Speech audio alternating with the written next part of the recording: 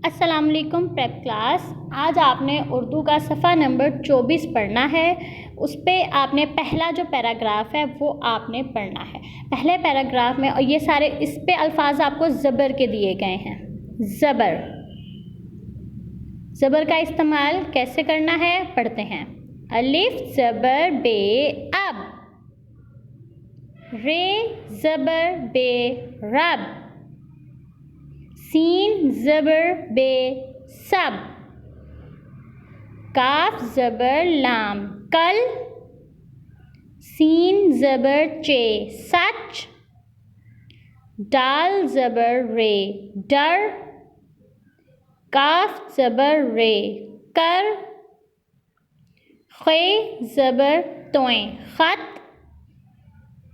दाल ज़बर scene दस, हे ज़बर meme हम, काफ ज़बर हे कै, दाल ज़बर रे डर, मीम ज़बर ते मत डर मत, सीन ज़बर चे सच, बे अलिफ बा ते बात, काफ ज़बर हे कै सच बात कह, रे ज़बर बे रब, रे ज़बर बे रब, रब रब, काफ ज़बर रे कर रब रब कर,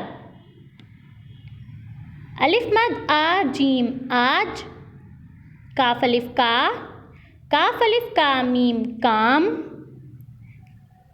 काफ ज़बर लाम कल, आज का काम कल, पेरे पर, पे ज़बर रे पर, मीम ज़बर ते मत, दाल अलिफ दाल लाम दाल, आज का काम कल पर मत डाल।